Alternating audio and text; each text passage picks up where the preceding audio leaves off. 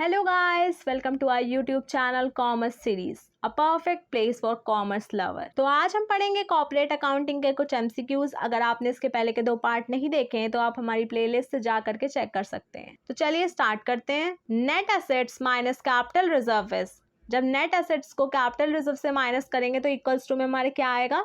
Options हैं goodwill, total assets, purchase consideration या none of these. तो इसका हमारा राइट आंसर होगा option number C, purchase consideration.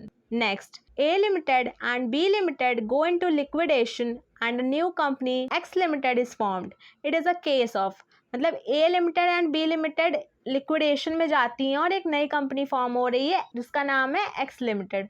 तो ये किसका केस है? ऑप्शंस हैं एब्जॉर्प्शन, एक्सटर्नल रिकंसिडरेशन, अमलगमेशन या नन। जब भी हमारी 2 कंपनी बंद हो जाएंगी और एक नई कंपनी फॉर्म होगी तो वो हमारे किसका केस होगा? वो हमारा केस होगा अमलगमेशन का। Right answer is option number C. As per AS 14 purchase consideration is what is payable to. Options हैं A share holders, B creditors, C debenture holders या D share holders and debenture holders.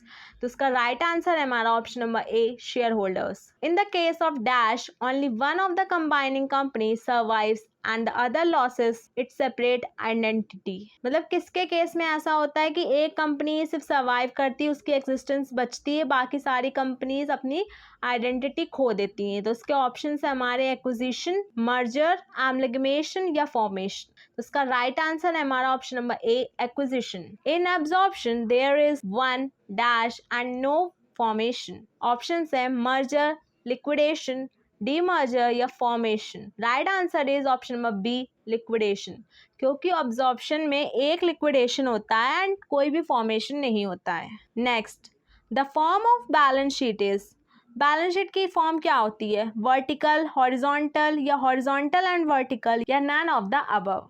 तो इसका right answer है हमारा horizontal and vertical. मतलब हमारी balance sheet जो है वो हॉरिजॉन्टल भी बनती है और वर्टिकल भी बनती है। The term current assets doesn't cover car, debtors, stock, prepaid expenses.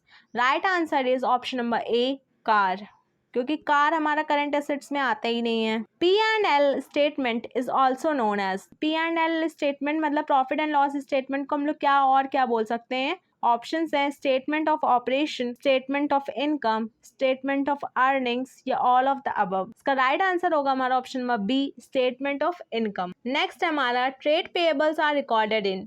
Trade payables हम लोग कहाँ रिकॉर्ड करते हैं? Current liabilities, current assets, equity, inventories. Right answer is option number A current liabilities, क्योंकि ट्रेड पेएबल्स हमेशा कहाँ रिकॉर्ड होते हैं? करंट लायबिलिटीज के अंडर रिकॉर्ड होते हैं। नेक्स्ट है dividend is payable on the amount of, dividend किस अमाउंट पे पे करा जाता है? ऑप्शंस हैं profit, reserve, loss, income. Right answer is option number A profit, क्योंकि हमेशा हम लोग प्रॉफिट पे ही डिविडेंड देते हैं डिविडेंड होल्डर्स को। तो ये थे हमारे आज के कुछ MCQs।